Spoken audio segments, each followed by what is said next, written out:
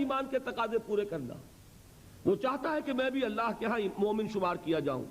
وہ سورہ حجرات کی آیات، مومن تو صرف وہ ہے انما المؤمنون الذین آمنوا باللہ ورسولہ ثم لم یرتابوا وجاہدوا باموالہم وانفسہم فی سبیل اللہ اولئک ھم الصادقون۔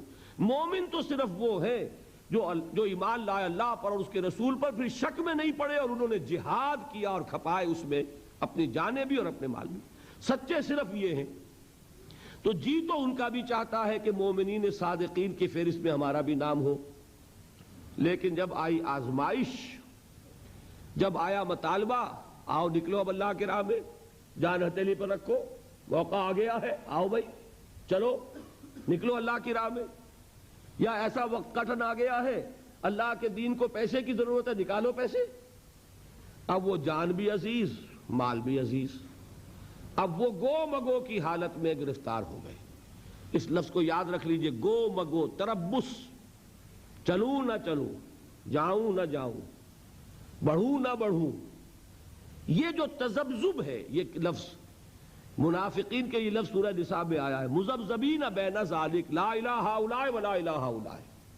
یہ وہ لوگ ہیں، ایک تو وہ ہے نا ڈیسیژن لیا ہے، ڈٹ گئے، ایک وہ ہے کہ مذبذب ہو گئے، نکلے کہ نہ نکلے، چلے کہ نہ چلے، ہاتھ بڑھے جیب کی طرف کہ نہ بڑھے، تجوری کھولوں کہ نہ کھولوں، یہ تذبذب ہے۔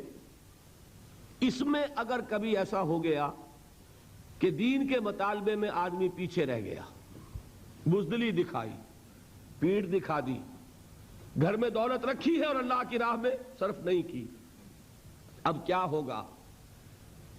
ایک شکل تو یہ ہے کہ وہ اس کا اعتراف کر لے، مجھ سے خطا ہوئی، مجھ سے غلطی ہوئی، حضور کے پاس آیا، حضور مجھ سے خطا ہوئی، میرے لیے استغفار کیجئے، میرے لیے اللہ سے معافی چاہیے، میں آئندہ کے لیے وعدہ کرتا ہوں کہ ثابت قدم رہوں گا، جو دین کا تقاضا ہوگا پورا کروں گا۔ ایسے شخص کو کیا کہیں گے؟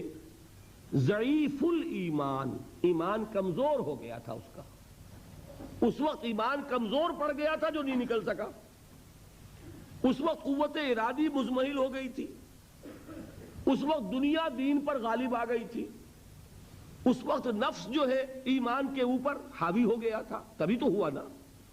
اس کو کیا کہیں گے؟ ضعف ایمان۔ کب تک؟ جب تک اعتراف ہو اپنی خطا کا، تقصیر کو تسلیم کیا جائے، کوتاہی کو مانا جائے، اس پر استغفار ہو، اس پر معافی کی طلب کی جائے، اس وقت تک کیا ہے؟ ضعف ایمان۔ لیکن اگلی سٹیج آتی ہے، اب 3 سٹیجز ہیں نفاق کی، یہاں تک تو ہے ایمان، آگے اب نفاق کی سرحد شروع ہو جائے گی، اور یہ سمجھ لیجئے کہ نفاق گویا کہ ٹی بی کے مرض کی طرح ایک مرض ہے، ایک روگ ہے۔ آپ نے، چونکہ میں اس لیے یہ مثال دے رہا ہوں کہ یہ عام طور پر آپ نے سنا ہوگا 3 سٹیجز ہیں ٹی بی کی، فرسٹ سٹیج، سیکنڈ سٹیج اور تھرڈ سٹیج میں پہنچ کے پھر اب تو خیر علاج زیادہ اس وقت ہو چکا ہے، ادویات بہت مؤثر ہیں، لیکن پہلے جب تک ہم بھی پریکٹس کر رہے تھے، جب تک اس وقت تک تھرڈ سٹیج میں پہنچے ہوئے شخص کے بارے میں امید نہیں رہتی تھی کہ اب اس کی شفا ہوگی۔ اب یہی ہے کہ جتنا کھینچ جائے کھینچ جائے۔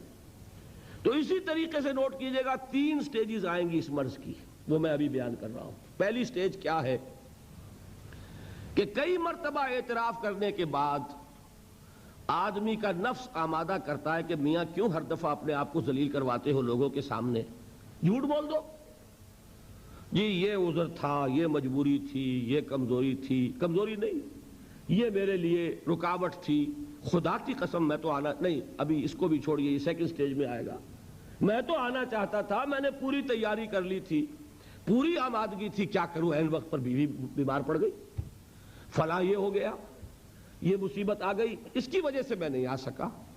اس میں کیا ہوا کہ عزت تو بچ گئی، عزت نفس انسان کی بچ گئی، لیکن جھوٹ بول دیا۔ یہاں جھوٹ سے یوں سمجھیے اب یہ ضعف ایمان نہیں رہا، یہ نفاق شروع ہو گئی۔ جب کئی مرتبہ یہ بات ہو جائے گی تو اب لوگوں کے نگاہوں میں اعتبار کم ہو جائے گا، یہ ہر دفعہ ہی کوئی مجبوری ہو جاتی ہے، یہ ہر دفعہ ہی کوئی عذر لے کر کھڑے ہوتے ہیں، لہذا اب ضرورت پیش